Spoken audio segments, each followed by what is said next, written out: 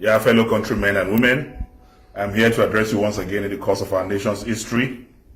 I'm here to talk about a bill that has been proposed in the House of Representatives by the Speaker of the House of Representatives, Honorable Femi Gbajabiamila. And the bill is titled Control of Infectious Disease Bill 2020. I want to start by saying this bill is not a holy bill. This bill is satanic. This bill is not Nigeria friendly. This bill is an importation of colonial mentality. This bill can as well be christened the Bill Gates bill. The bill I've gone through and I've seen that section 19, section 30, and section 46 of the bill completely contravene the provisions of the Constitution of the Federal Republic of Nigeria.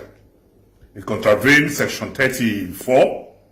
It contravenes section 35 of the Constitution. It's contravened not only the section that talks about the dignity of man, it also talks about the section that talks about our fundamental human rights, chapter 4. As I speak to us today, if you look at this bill, if we eventually pass this bill, then you will find out that we are moving to a police-controlled state. And if we can remember, section 1(3) of the Constitution says any law that is not in compliance with the provision of the Constitution of the Federal Republic of Nigeria or is in conflict with the Constitution of the Federal Republic of Nigeria to the level of inconsistency shall be null and void. So we can see that this bill contravenes section chapter 4 of the Constitution that talks about the fundamental human rights. It also contravenes the right to liberty of human persons in section 34. It also contravenes the provision of section 35 that talks about the dignity of human person. If you see section 19 of the Constitution of this bill, it says where it appears to the Director General that the holding of any meeting, gathering, or any public entertainment is likely to increase the speed of any infectious disease, the Director General may, by order, prohibit or restrict, subject to such conditions that he may think fit, for a period not exceeding 14 days, the meeting, gathering, or public entertainment in any place.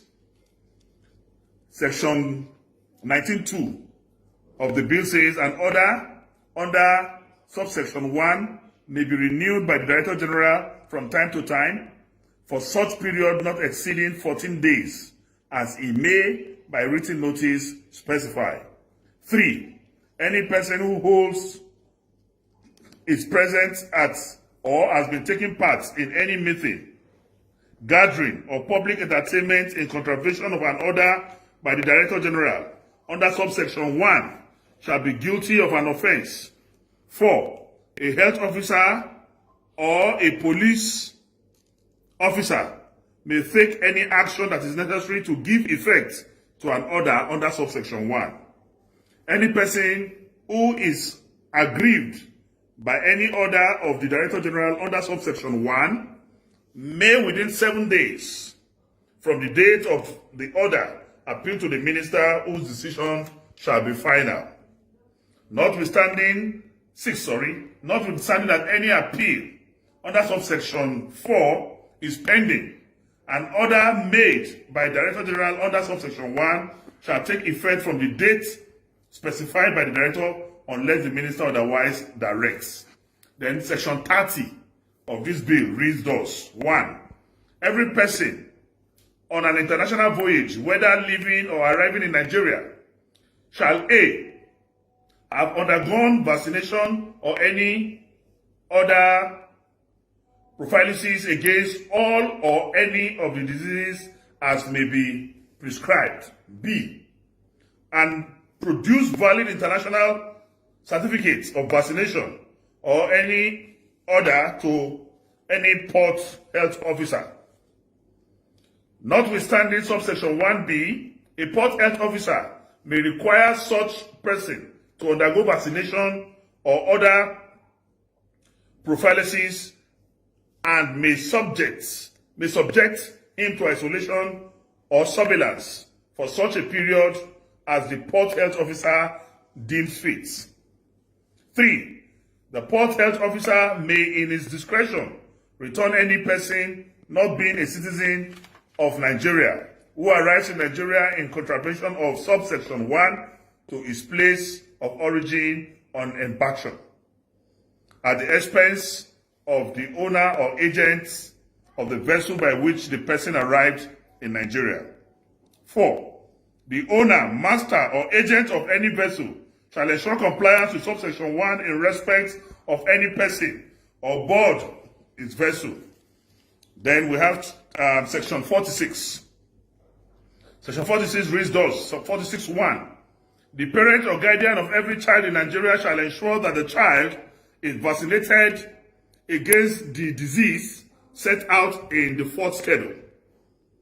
Then the registrar of birth and death shall immediately after the registration of the birth of a child issue the parent or guardian of the child a notice requiring the child to be vaccinated against the diseases to which this section applies.